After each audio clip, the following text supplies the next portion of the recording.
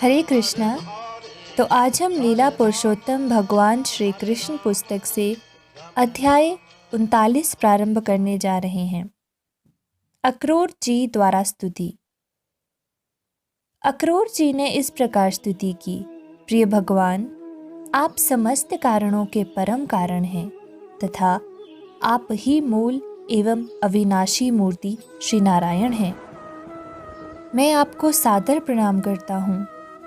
आपकी नाभि से कमल प्रस्फुटित होता है तथा उस कमल से ब्रह्मांड के कर्ता ब्रह्मा जी का जन्म होता है।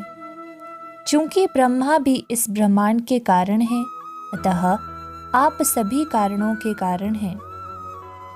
भूमि, जल, पावक, गगन व समीर तथा अहंकार एवं महत्तव्य आदि इस भौतिक सृष्टि के सभी तत्वों की उत्पत्ति आपके विग्रह से होती है। जीवों की एवं समस्त भौतिक शक्ति, तटस्थता शक्ति और प्रकृति की उत्पन्न शक्ति भी आप ही के शरीर से उत्पन्न होती है। जीवात्माओं, मन, इंद्रियों के विषय तथा भूत जगत के प्रपंचों का नियमन करने वाले देवताओं की उत्पत्ति भी आपके श्री विग्रह से ही होती है। आप सबके परमात्मा हैं, किंतु आपके दिव्य स्वरूप का ज्ञान किसी को नहीं है।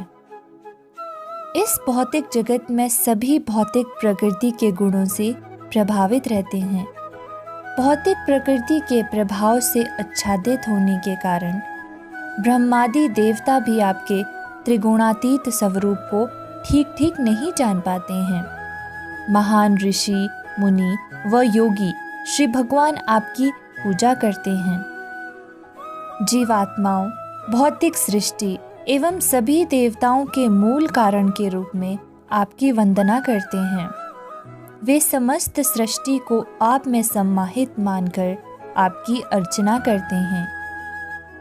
कुछ ज्ञानी ब्राह्मण ऋग्वेद की शास्त्रोक्त पद्धति का अनुसरण करते हुए आपका पूजन करते हैं। वे विभिन्न देवताओं के नाम से विभिन्न यज्ञ करते हैं। कुछ लोगों को दिव्य ज्ञान की उपासना प्रिय है। वे अत्यंत शांत होते हैं तथा समस्त भौतिक कार्यकलापों को त्याग देना चाहते हैं। वे आपको दार्शनिक चिंतन के द्वारा पाना चाहते हैं। इस दार्शनिक खोज को ज्ञान योग कहा जाता है। श्री भगवान के रूप में आपकी उपासना करने वाले भी कुछ भक्त होते हैं, जिन्हें भागवत कहा जाता है। पांचरात्र की विधि में उचित रूप से दीक्षित होने के पश्चात वे अपने शरीर को तिलक से विभूषित करके आपकी विष्णु मूर्ति के विभिन्न रूपों की उपासना करते हैं।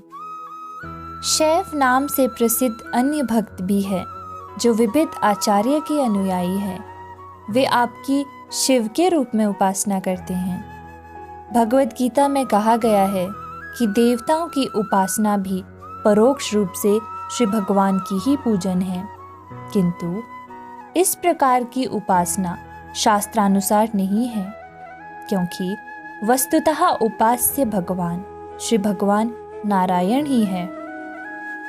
ब्रह्मा शिवादिक देवता नारायण के श्री विग्रह से उत्पन्न होने वाले प्रकृति के गुणों के अवतार है। वस्तुतः सृष्टि से पूर्व श्री भगवान नारायण के अतिरिक्त किसी का अस्तित्व नहीं था।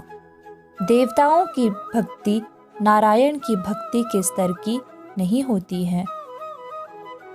अक्रूर जी ने कहा, यद्यपि देवताओं के भक्तों के मन में किसी विशेष देवता पर केंद्रित रहते हैं, किंतु देवताओं की उपासना भी परोक्ष रूप से आपकी ही उपासना है। इसका कारण यह है कि आप सभी जीवात्माओं और देवताओं के भी परमात्मा हैं। कभी कभी वर्षा ऋतु में पर्वत से बहने वाली छोटी नदियां सागर तक पहुंचने में असफल रहती है। कुछ सागर तक पहुंच जाती है और कुछ नहीं। इसी भांति देवताओं के भक्त आप तक पहुंच भी सकते हैं और नहीं भी। इसकी कोई निश्चितता नहीं है। उनकी सफलता उनकी उपासना की शक्ति पर निर्भर करती है। वैदिक सिद्धांत के अनुसार जब कोई उपासक किसी देवता विशेष की पूजा करता है तो कुछ अनुष्ठान वह यज्ञेश्वर नारायण के लिए भी संपादित करता है। भगवत गीता में इस बात का उल्लेख है कि नारायण अथवा श्री कृष्ण की अनुमति के बिना देवता अपने उपासकों की मनोकामना पूर्ण नहीं कर सकते हैं। भगवत गीता में प्रयुक्त शब्द है मय्येव विहितानि हितानि। इसका अर्थ है कि भगवान के द्वारा अधिकार दिए जाने पर ही देवगण वरदान दे सकते हैं। जब देवताओं के उपासक को वस्तु स्थिति का ज्ञान होता है तब वह इस प्रकार विचार कर सकता है, भगवान के द्वारा अधिकार दिए जाने पर ही देवता वरदान दे सकते हैं, तब क्यों न भगवान की ही प्रत्यक्ष रूप से पूजा की जाए। देवताओं के उपासक भी श्री भगवान को प्राप्त कर सकते हैं, किंतु देवताओं को ही सर्वसर्वा मानने वाले कभी भी परम लक्ष्य को नहीं प्राप्त कर सकते हैं। अक्रूर जी ने आगे वंदना की, मेरे आराध्य देव, समस्त जगत सत, रज व तम नामक प्रकृति के 3 गुणों से परिपूर्ण है। इस भौतिक जगत में ब्रह्मा से लेकर जड़ पेड़ पौधों तक सभी इन गुणों के प्रभावित है। प्रिय ईश्वर, मैं आपको बारंबार प्रणाम करता हूँ क्योंकि आप त्रिगुणातीत हैं। इन त्रिगुणों की लहरों में आपके अतिरिक्त सभी बहे जा रहे हैं। प्रिय भगवान, अग्नि आपका मुख है, पृथ्वी आपके चरण हैं, सूर्य आपके नेत्र हैं, आकाश आपकी नाभि है और दिशाएं आपके कान हैं, गगन आपका शीश है, देवता आपकी भुजाएं हैं, महासागर तथा सागर आपके उदर हैं तथा वायु और पवन आपकी शक्ति एवं स्फूर्ति है। समस्त वनस्पति जड़ी बूटियां आपके शरीर के रोम हैं, मेघ आपके केश हैं, पर्वत आपकी अस्थियां और नख हैं, दिवस और रात्रि आपके पलकों का खुलना और बंद होना है, प्रजापति आपकी जनेंद्रियां हैं और वर्षा आपका वीर्य है। हे ईश्वर, विभिन्न स्तरों के देवताओं, राजाओं, महाराजाओं और प्राणियों सहित सभी जीवात्माएं आप में ही आश्रित मानी जाती है। ये सभी आपके विराट रूप के अंश हैं। प्रायोगिक ज्ञान द्वारा कोई आपको नहीं समझ सकता है। आपके दिव्य अस्तित्व को केवल एक महासागर के रूप में समझा जा सकता है जिसमें विभिन्न स्तरों की सभी जीवात्माएं सम्मिलित हैं, अथवा आपको कदम फल की भांति जान सकते हैं जिसमें से छोटे छोटे मच्छर निकलते हैं। प्रिय भगवान, आप जो भी अनंत रूप तथा अवतार ग्रहण करते हैं तथा जिस किसी भी रूप में प्रकट होते हैं, वे सब जीवात्माओं को उनके अज्ञान, भ्रमों तथा दुखों से मुक्ति दिलाने के लिए होते हैं। अतएव सब लोग आपकी लीलाओं तथा अवतारों को समझ सकते हैं तथा अनंत काल तक आपके कार्यों का यशगान कर सकते हैं। कोई गणना भी नहीं कर सकता कि आपके कितने अवतार एवं स्वरूप हैं। ना ही कोई यह गणना कर सकता है कि आपके विराट रूप में कितने ब्रह्मांडों का अस्तित्व है। यद्यपि आप सभी कारणों के कारण हैं, तथापि मैं प्रलय के समय प्रकट होने वाले आपके मत्स्य अवतार की वंदना करता हूँ। मधु एवं कैटव नामक 2 असुरों का वध करने वाले हयग्रीव अवतार की मैं वंदना करता हूँ। मदरांचल को उठाने वाले कच्छप अवतार को मेरा अनेकानेक नमन है। गर्भोदक सागर के जल में घिरी हुई पृथ्वी के उद्धार के लिए वराह के रूप में प्रकट होने वाले वराह अवतार को मेरा बारंबार प्रणाम है। नरसिंह देव के रूप में प्रकट होने वाले तथा नास्तिक क्रूरताओं की भयंकर स्थिति से भक्तों को बचाने वाले आपको मेरा प्रणाम है। आपने वामन देव के रूप में प्रकट होकर तीनों लोकों को अपने चरण कमरों के विस्तार से नाप लिया था। आपको मेरा नमन है। जगत के दुराचारी प्रशासकों, क्षत्रिय राजाओं का वध करने के लिए भृगुवंशियों के स्वामी के रूप में प्रकट आपको मेरा कोटि कोटि प्रणाम है। रावण आदि राक्षसों के वध के लिए आप श्री राम के रूप में अवतरित हुए। आपकी मैं प्रिय वंदना करता हूँ। आप सभी भक्तों द्वारा रघुकुलमणि भगवान श्री रामचंद्र के रूप में पूजे जाते हैं। श्री वासुदेव, श्री संकर्षण, श्री प्रद्युम्न तथा श्री अनिरुद्ध के रूप में प्रकट होने वाले आपको मेरा बारंबार वंदन है। नास्तिक व असुरी प्रवृत्ति के लोगों को चकित करने के लिए आप भगवान बुद्ध के रूप में प्रकट हुए। आपको शत शत प्रणाम है। वैदिक विधि विधानों के कार्य क्षेत्र के स्तर के नीचे की स्थिति मल्लेच्छ स्थिति कहलाती है।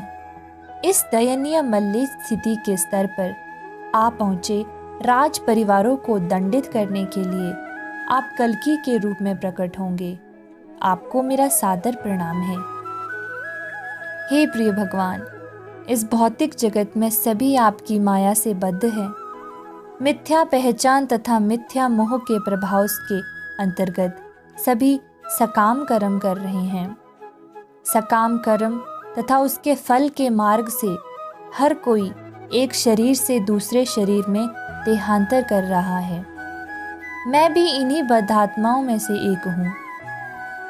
अपने घर, पत्नी, बच्चे और धन संपत्ति पर अधिकार करके मैं मिथ्या ही स्वयं को अत्यंत सुखी मानता हूँ। इस प्रकार मैं स्वप्न जगत में विचरण करने वाले प्राणी के समान व्यवहार कर रहा हूँ, क्योंकि इन सब में से कुछ भी स्थायी नहीं है। मैं मूर्ख हूँ जो इन सब को नित्य तथा सत्य मानता हूँ और सदैव ऐसे ही विचारों में लीन रहता हूँ। मेरे ईश्वर, अपने मिथ्या स्वरूप के कारण मैंने सभी अनित्य वस्तुओं को स्वीकार कर लिया है। यह भौतिक शरीर भी अनित्य तथा प्राकृत है। यह अनेक दुखदायी स्थितियों का मूल है। जीवन संबंधी ऐसी धारणाओं से भ्रमित होकर मैं सदा द्वैतवादी विचारों में लीन रहता हूँ। इसी कारण मैं अप्राकृत आनंद के सागर में आपको भी भूल गया हूँ। मैं आपके दिव्य संग से वंचित हूँ। मैं उस मूर्ख प्राणी की भांति हूँ जो जल से पोषित वनस्पति से आच्छादित जलाशय को छोड़कर मरुस्थल में जल ढूंढने जाता है। बद्धात्माएं अपनी तृष्णा को शांत करना चाहती है, किंतु वे यह नहीं जान पाती कि जल कहाँ से प्राप्त करे। वे जलाशय को त्याग कर मरुस्थल में जल की खोज में भटकती रहती है। मेरा मन असंयमित इंद्रियों के वश में हो गया है। मैं सकाम कर्म तथा उनके फल की ओर आच्छादित और आकर्षित हुए अपने इस मन को वश में करने में सर्वथा असमर्थ हूँ। मेरे भगवान, भौतिक अस्तित्व की बद्ध स्थिति में रहने वाला व्यक्ति आपके चरण कमलों की महिमा नहीं समझ सकता है, किंतु किसी प्रकार मैं आपके पाद पदों के निकट आ गया हूँ और मैं इसे अपने ऊपर आपकी अहेतुकी दया ही समझता हूँ। आप परमेश्वर हैं, अतएव आप कैसे भी कार्य कर सकते हैं। इस प्रकार मैं समझ सकता हूँ कि जब कोई व्यक्ति जन्म मरण के चक्र से मुक्ति पाने की योग्यता प्राप्त कर लेता है तो केवल आपकी ही दया से वह आगे प्रगति करके आपकी निष्काम भक्ति में संलग्न हो जाता है। अक्रूर जी ने भगवान के सम्मुख दंडवत प्रणाम करके कहा, मेरे आराध्य, आपका अनंत दिव्य स्वरूप ज्ञान से पूर्ण है। केवल आपके स्वरूप पर ध्यान केंद्रित करने मात्र से ही कोई भी सब वस्तुओं को पूर्णतया समझ सकता है। क्योंकि आप समस्त ज्ञान के मूल स्रोत हैं। आप सभी प्रकार की शक्तियों के स्वामी हैं। आप परम शक्तिमान हैं। आप परम ब्रह्म एवं परम पुरुष हैं। आप भौतिक शक्तियों के अधिष्ठाता तथा परम नियंता है। आप समस्त सृष्टि के आश्रय स्थल भगवान वासुदेव हैं। अतः मैं आपको सादर नमन करता हूँ। आप सर्वव्यापी श्री भगवान हैं। आपके सबके हृदय में निवास करने वाले परम आत्मा हैं। आप ही सबको कार्य करने के लिए निर्देश देते हैं। हे भगवान, अब मैं आपके प्रति पूर्णतः समर्पित हूँ। कृपया मुझे अपनी शरण में ले लीजिए। इस प्रकार लीला पुरुषोत्तम भगवान श्री कृष्ण के अंतर्गत अक्रूर जी द्वारा स्तुति शीर्षक 39वें अध्याय का भक्ति वेदांत तात्पर्य पूर्ण हुआ। हरे कृष्ण कृष्ण कृष्ण हरे हरे, हरे राम राम राम हरे हरे।